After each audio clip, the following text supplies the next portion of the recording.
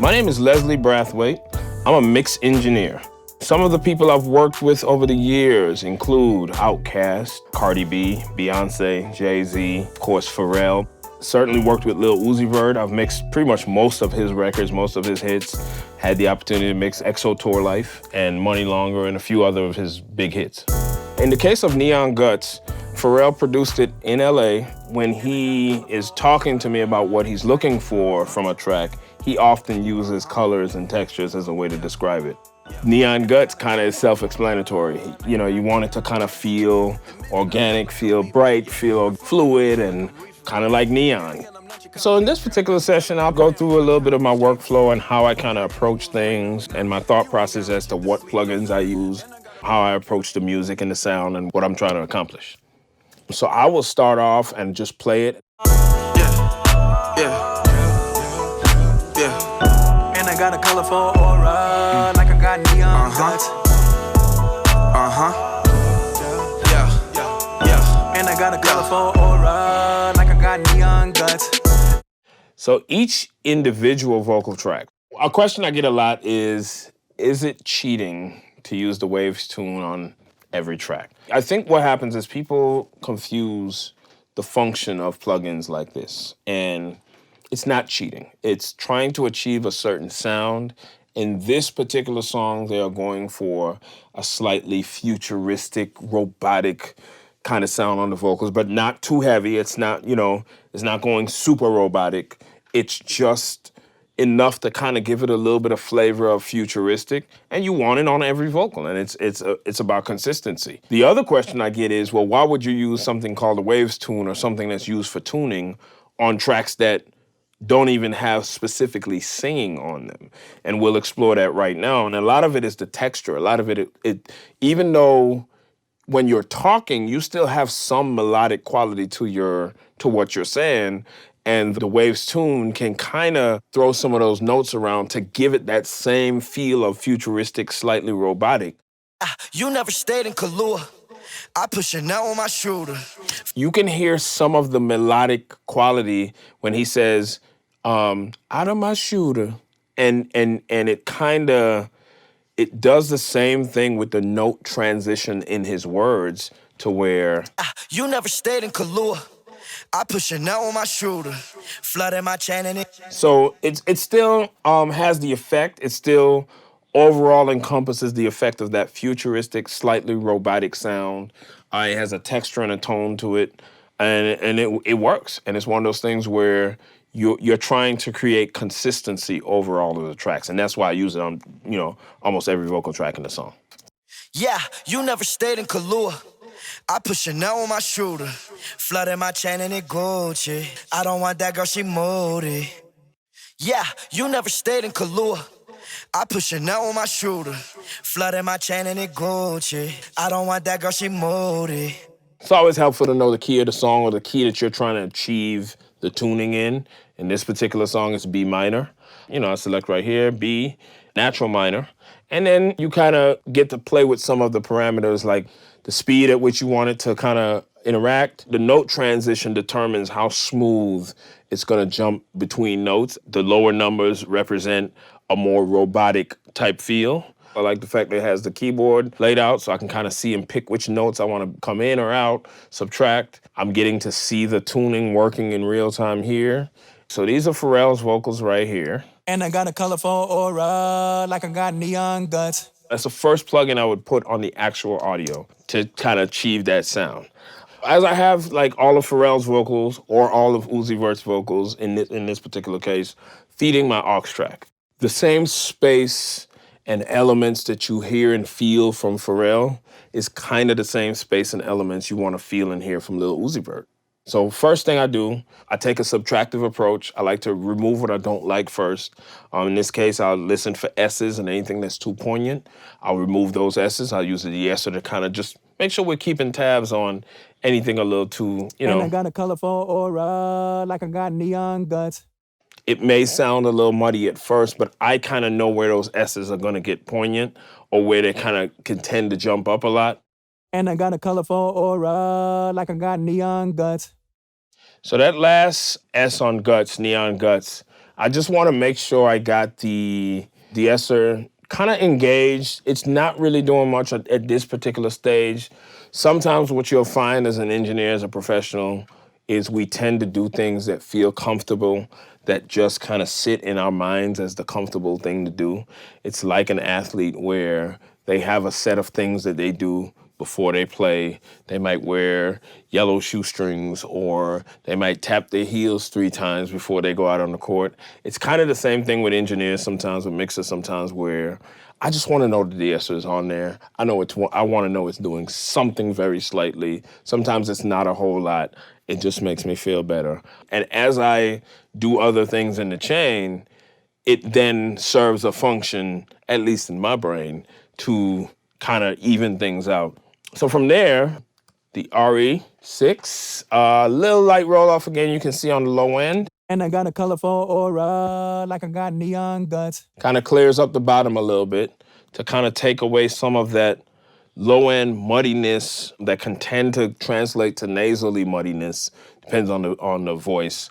And then, just kind of pinch in some frequencies in here just to clear up and give him a little bit more clarity. So a lot of times what you'll see, this is a feel point. This is what I felt right here at this point that sounded good.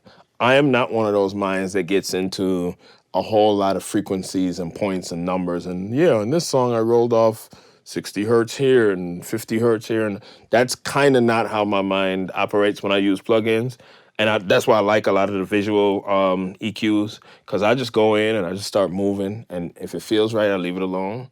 Sometimes I'll throw a plugin on, and just engaging the plugin feels right, and then you don't have to do too much movement from a default position. It just depends. This particular EQ, the recording engineer Mike Larson had on that particular aux track, a lot of times I like to honor where they have things to kind of incorporate how they were hearing it and not go too far from what they had. And then we come here, our compression. My goal is not to always make things sound too linear and too compressed. I like a little bit of dynamics. I like to feel a little bit of movement in the vocals and in the audio that I'm working with. You're not gonna hear much of a difference as I A-B. And I got a colorful aura, like I got neon guts. Little bit of compression that you can kind of hear bringing in, the vocal again. And I got a colorful aura, like I got neon guts. My next plugin after the compressor is the SSL E channel. Sometimes those choices are just a function of familiarity. Sometimes you just choose the E channel plugin because that's the console that you came up on. So for me, it's the natural choice. So this is bypass, and then I'll engage it. And I got a colorful aura, like I got neon guts. That's where I really do a lot of the heavy lifting of the shape of the sound, is with that EQ. And you can tell right away the difference of just rolling off so much of that low end. I kind of went a little drastic because I wanted to push out some more of the clarity up top. I probably start pulling down wherever the default is. I'll just pull it down. Like I got neon guts. And feel like, okay, I might need to work my way up the frequency chain to kind of get to the frequency that I want to roll off more. So. And I got a colorful aura, like I got neon guts. And I got a colorful aura, like I got neon guts. And I got a colorful aura, like I got neon guts. And why I probably stopped here, right in that range, I know as I hear it, that's what I'm looking for. And I got a colorful aura, like I got... That much low end coming off is what I'm looking for as far as the sound that I need to get in line with the track. More so for this particular song, that was more of a thought process of where I know Pharrell needs to meet Uzi, because Uzi has such a thin vibe on his voice, and I kind of want them to be in the same general space. And so this was more a function of trying to make sure that Pharrell gels with Uzi better so it doesn't sound like such a drastic difference. A lot of times what I'll do around 3K is just cut a little bit, just some of that edginess off of the high mid frequencies of the vocal, and then up in the higher range frequencies, I'll tend to boost a little bit of some of the higher end frequencies just to give it a little sheen on the top. That's usually universal moves. These aren't specific to any one vocal. You can see this is Pharrell's EQ. I'll slide this over a little bit and I'll bring up Uzi's right here. And as you can see, They are exactly the same. You can tell with Pharrell's, we rolled off a little more down here, whereas with Uzi, I didn't roll off as much. And these slight differences make, you know, kind of help blend them together and bring them together as far as just trying to make sure that Pharrell and Uzi feel like they're in the same zone, same vibe type of thing. This particular session, when they sent it over, they had the Chris Lord Algae plugin on here. They kind of figured out what kind of bite and what kind of room, and they wanted to do a little push, and all the settings that they have on this particular plugin is the sound that they kind of came up with. And I just implement that in what I'm doing. I kind of keep it in there, make sure I'm grooving with that. This is the Chris Lord Algae plugin you're seeing on Pharrell's aux, and then this is the one on Lil Uzi Vert's aux. And if you see, they're exactly the same. And so that just kind of tends to keep both of them in the same space, helps to gel them together as a cohesive unit on the song. If you have two artists on a song, you typically don't want Pharrell to have a whole different type of sound and delays and reverbs, and then Lil Uzi to have something that sounds totally different. You want them to kind of feel like they're in the same space participating on the same song. This is not me being lazy. This is just a part of that thought process of keeping it sounding cohesive. And it just makes it a little more palatable and comfortable for an engineer like me to lock in and say, oh, I need a little more bite or a little more push. I think the CLA plugin is extremely intuitive in the sense of just even the terminologies from, you go from chamber to tight to large, and that describes the size of the EQ.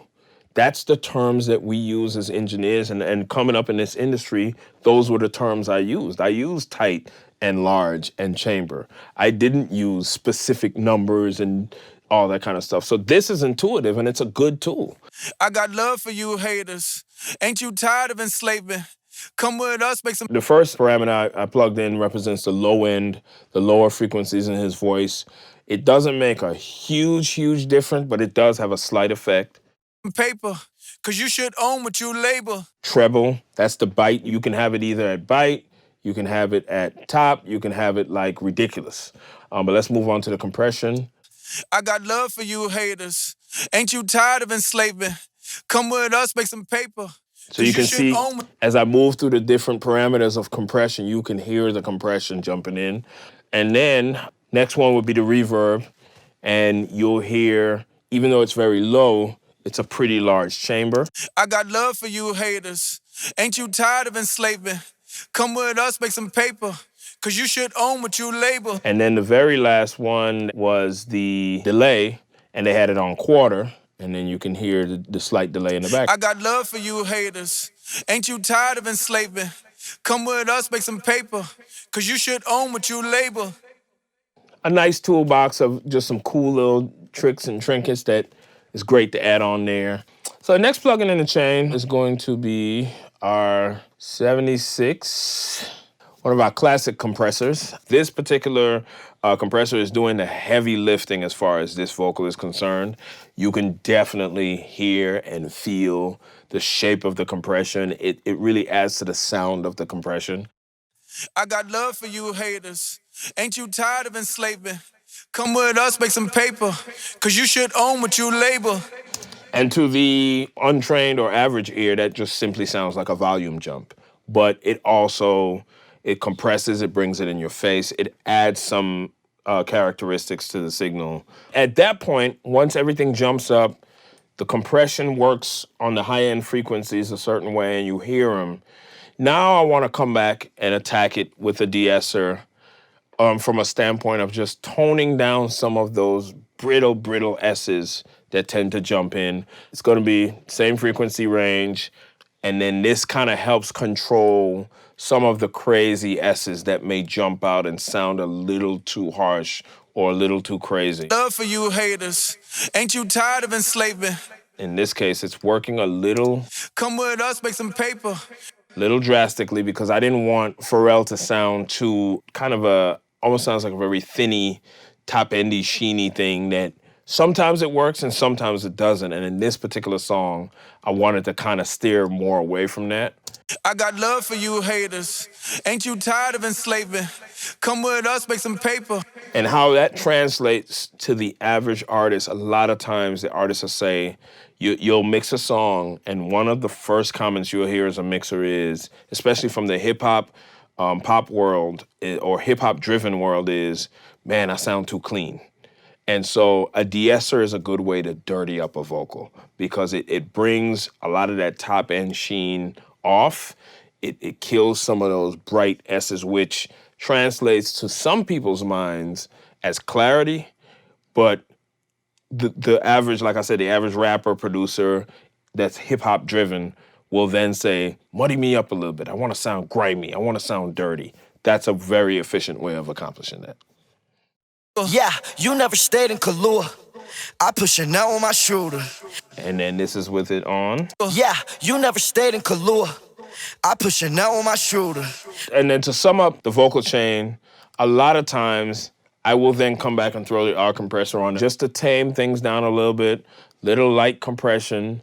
A lot of times, especially the compressor I put on the overall end of the chain, you probably won't even hear it working. My theory on compression is if you can hear it really well, you're probably compressing a little too much. I got love for you haters. I got love for you haters. It's just really just taming down just the way he jumps in on the eye. It just kind of tames things just a little bit. It's not doing a whole heap of compression. It's not squashing. It's just taming some of those things that may tend to jump out just a touch. For Uzi, the same thing. It's just, we can play a little bit here. Yeah, you never stayed in Kahlua. I put Chanel on my shooter.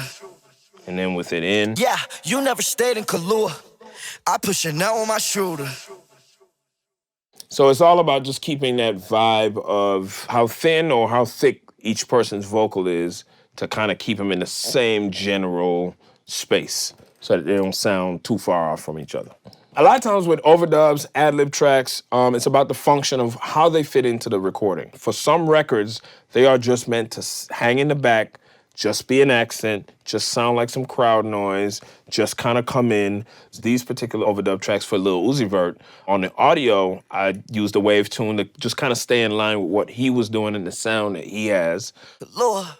It kind of gives it that little feel. Same key, same note transition numbers, same speed as far as the retune speed. And a lot of times what I'll do is those tracks then would have some type of slight delay, a slight reverb on them to give them a feel, to throw things around. On these particular tracks, I'm using the H delay. I'll move that a little bit to the side. I'm also using the R verb to kind of give it a little space.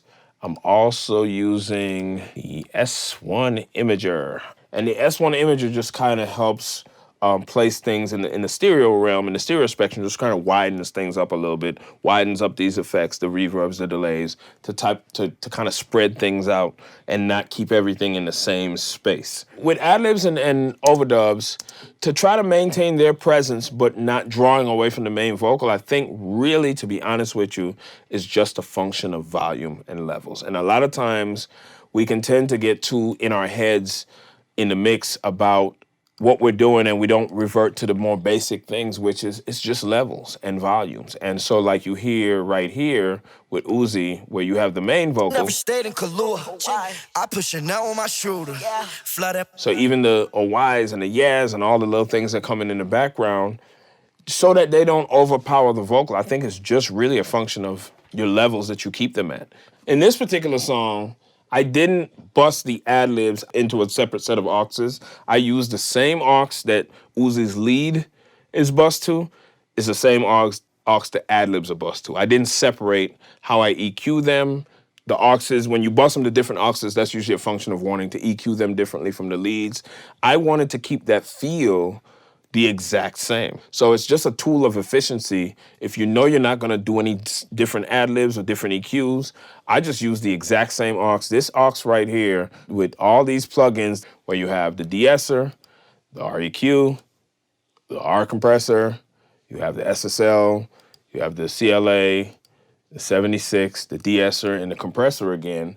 This aux is encompassing the sound that I wanted to achieve for the leads and for the ad-libs and the backgrounds. And so I just left them out of the same off. So as I play... Yeah, you never stayed in Kahlua. I put Chanel on my shooter. Flooded my chain and it Gucci. I don't want that girl, she moody. I'm basically saying I'm cooler. Get DR discounts from my cougar.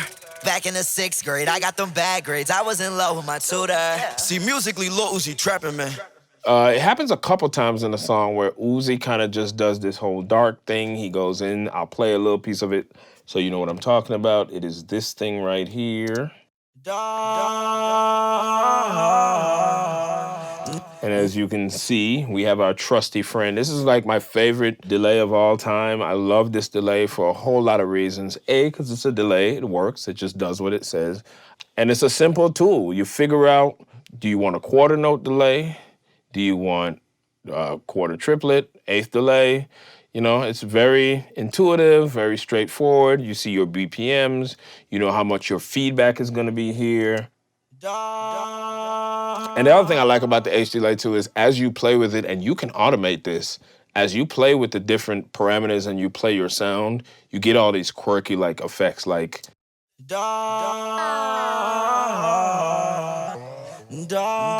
So that's always fun.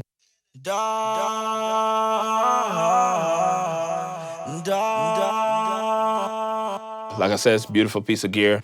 Another cool thing about this delay unit, which is great, which is always useful, is it has filters. And so you can like do high pass, you can do low pass. And a lot of times with the delayed signal, you wanna sometimes affect the frequency of the delayed signal so you can hear it better, so it can punch through better.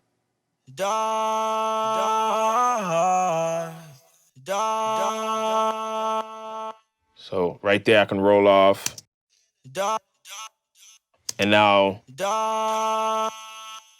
the delayed signal is very thin, very high-endy. There are times when you can have too much delay in a song where it's just overpowering. There's times when it's just there for a subtle effect to take up space. Sometimes it's just there as a feel thing to take up a little of the background space and a lot of the gaps in a song. And sometimes it's meant to be heard excessively and a lot. Like in this particular section, Uzi wanted it to be very like, you know, overbearing. So he didn't want it filtered out.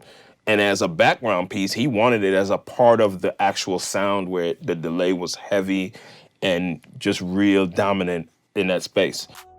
I have a very minimalistic approach to EQing and plugins and mixing. I don't just slap a whole bunch of plugins on everything. I take the material for what it is, figure out what's needed. I have a very subtractive approach to how I mix, kind of like when you're cleaning up a room. When you're going to clean up a room, the first thing you want to do, you don't want to start, you know, shining off surfaces and spraying cleaner on everything. You want to get rid of the trash first. Remove the stuff you don't like. And that's how I approach a mix is I come in and I take away the things I don't like first. And then I start putting plugins on here, plugins on there. And it's just trying to use the natural balance of what's there and then using the plugins to just enhance, you know, accentuate, bring out certain things, that kind of thing. You figure out what balance and blend work for you and you just go with it. Mama said, let me see the witch. Boy, you know, light and dark don't mix. Mix it up, boy, bad luck. Sick to my stomach with them neon guts. Higher than Elon Musk, so high stars and stardust. And I got a colorful aura, like I got neon guts. Dark energy.